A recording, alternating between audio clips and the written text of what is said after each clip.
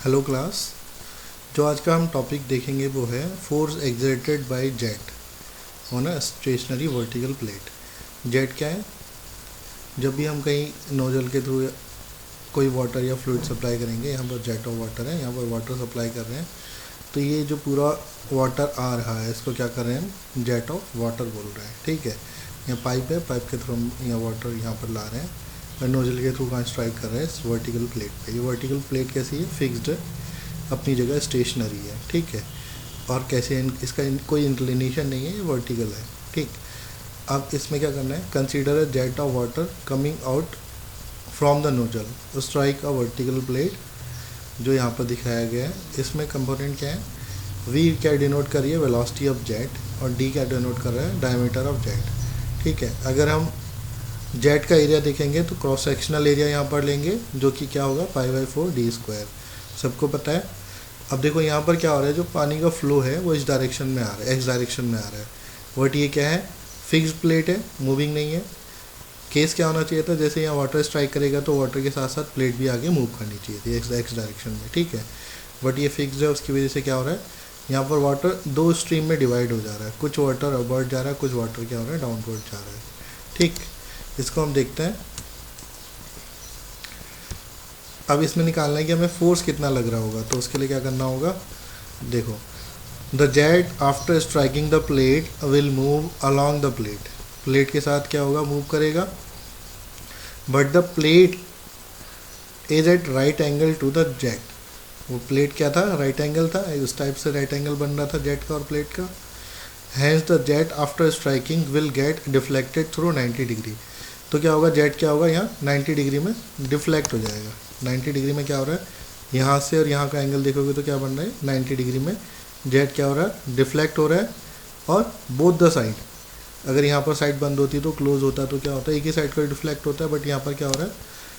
Water deflect हो रहा है इन बोथ द साइड।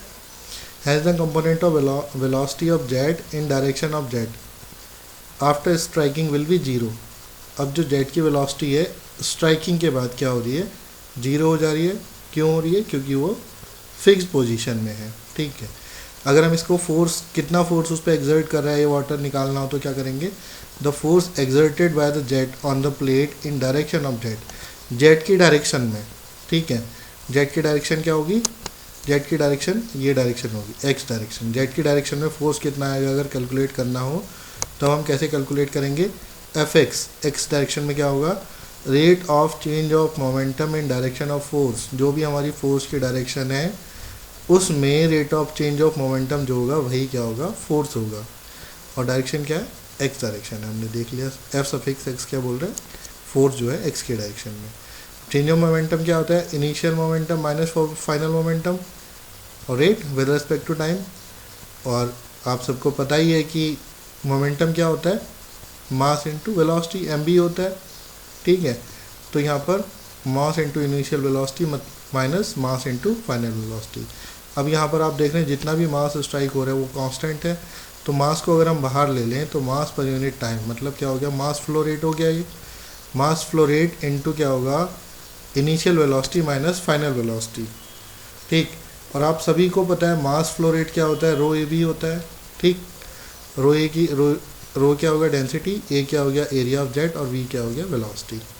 ठीक है, अगर इसको हम फॉर्मूले में सब चीज़ें पुट करते हैं तो क्या निकल के आता है? रो ए वी, और ब्रैकेट में क्या आएगा? Initial velocity, velocity of jet before striking. तो किस वेलोसिटी से आ रहा था यहाँ पर?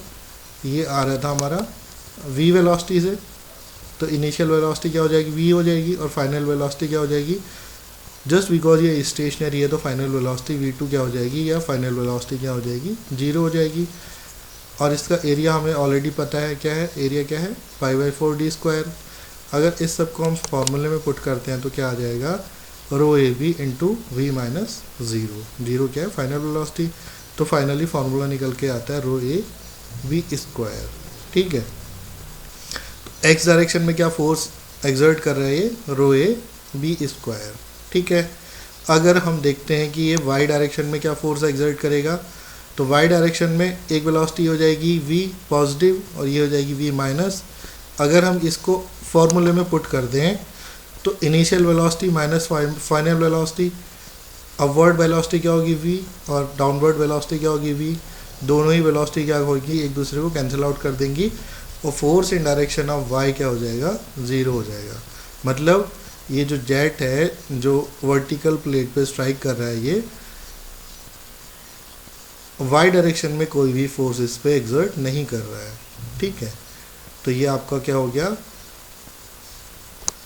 Force exerted by a jet on stationary plate हो गया। क्या फॉर्मूला निकल के आया, रो ए वी स्क्वायर। इसका यूज़ करके क्या करना है, हमें न्यूमेरिकल सॉल्व करना है, ठीक है। Thank you class.